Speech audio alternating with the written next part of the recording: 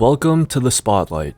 In this series, we'll cover some of the most interesting news and developments happening throughout the broader economy.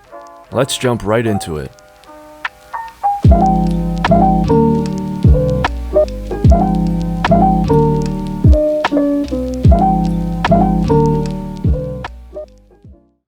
Vancouver could become the first city in North America to warm people's homes by harnessing the heat emitted from Bitcoin servers.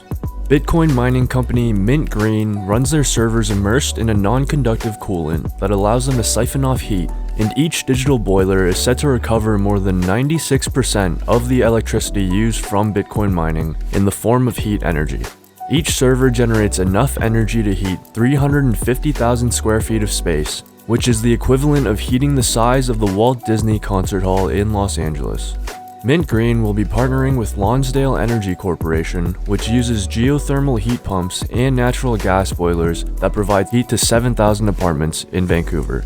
By using Mint Green's harvested thermal energy instead of natural gas boilers, Lonsdale Energy Corporation expects to save 20,000 tons of carbon over 12 years. It's very likely we'll start to see more of this effort to recycle heat generated in data centers as technology continues to improve, and this could be a massive market due to the sheer amount of data centers that have been emerging globally as our data capacity needs have continued to grow. Tesla has started offering the first insurance service that uses real-time driving data to set prices.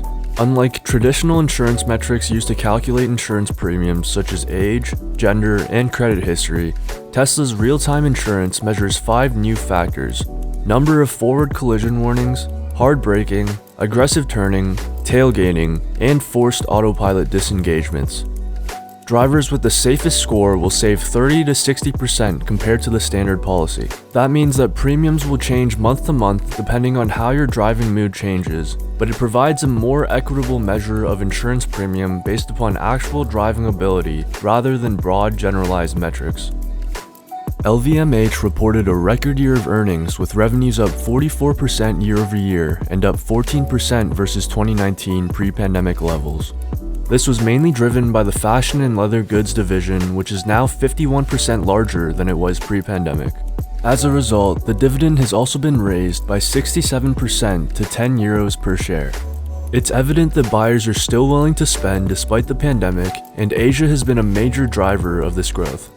The conglomerate is also becoming more profitable, up 5.3% versus pre-pandemic, driven by higher average sales prices, a better product mix, and more operating leverage.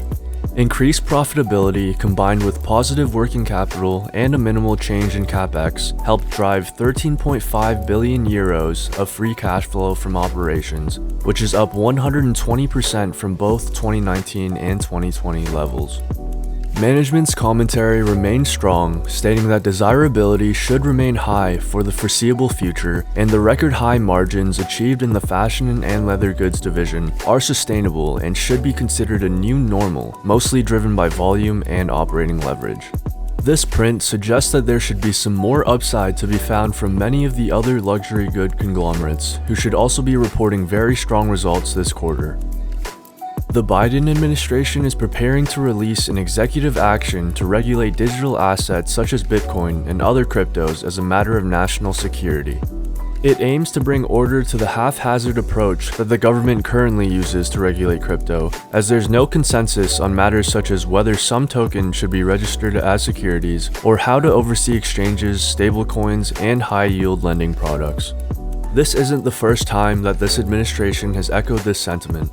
The White House released a report on stablecoins back in November 2021 and recommended that Congress act promptly to regulate the industry. We've since seen Congress hold multiple hearings on crypto in the recent months, which has exposed partisan divides on how to best regulate the industry.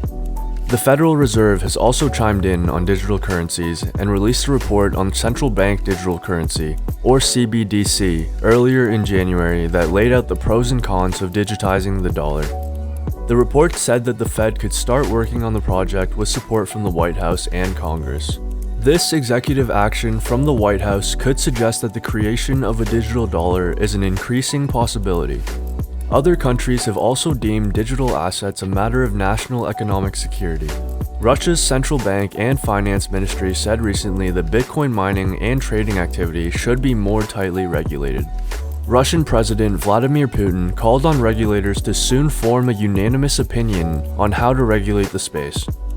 The increase in regulation combined with the tightening liquidity environment we're beginning to enter suggests that crypto could see some headwinds in the short to medium term, until more clarity is provided on how regulated digital assets will look. Apple is planning to turn iPhones into payment terminals through a software update in the coming months. In order to accept payments on an iPhone today, merchants need to use a payment terminal that plugs in or communicates with the phone via Bluetooth. The upcoming feature will instead turn the iPhone into a payment terminal, letting customers pay by tapping their credit cards on the iPhone. The system will likely use the iPhone's NFC chip that is currently used for Apple Pay. This feature has been on the radar of many ever since Apple acquired MobiWave, a peer-to-peer payment processor designed for iPhones, in 2020 for $100 million. It's still unclear if Apple is letting any third-party app use this new tech or if it will be exclusive to the Apple ecosystem. The latter could bring a significant disruptive impact to competitors like Square, which currently holds 35% market share in the space. Apple has been escalating its push into payments in recent years with the launch of the Apple Card and Apple device installment plans on the credit card in 2019. It also offers the Apple Cash Card for digital peer-to-peer payments and is currently working on a buy now, pay later service for Apple Pay that will let people buy things and pay them off later in installments. Apple continues to expand its ecosystem, and payment processing will be an important addition, as the $45 billion market is set to grow to an estimated $75 billion by 2026. Asset-as-a-service business models have been increasingly penetrating the manufacturing industry, and they're starting to disrupt the traditional value chain. At the 2022 Consumer Electronics Show, John Deere unveiled a new fully autonomous AI smart tractor that relies on neural network algorithms and 6 camera systems to perceive its environment and navigate. A farmer can map its route and it will then plow the soil or sow seeds without instructions and will avoid obstacles as it goes. A variety of different orders can be given to the tractor by using the smartphone app. Deere has been collecting and annotating the data needed to train these algorithms for several years, and this allows the tractors to gather, analyze, and adapt to real-time data such as soil conditions. The new 8R tractor not only turns the company's flagship product into a self-sustaining robot worker, it also provides a platform to utilize the amassed data for training new AI algorithms and to improve new products. Deere has been incorporating more AI into its products over the past decade.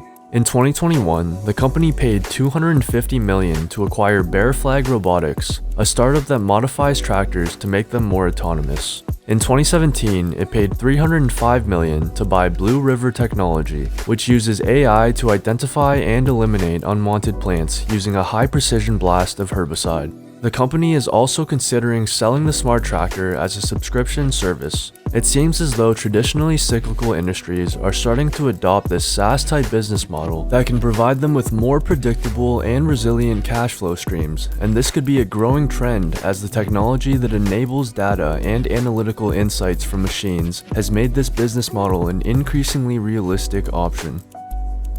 That wraps up this episode of The Spotlight. What developments do you have your eye on? Let me know in the comments below, and let me know what type of content you guys would like to see next.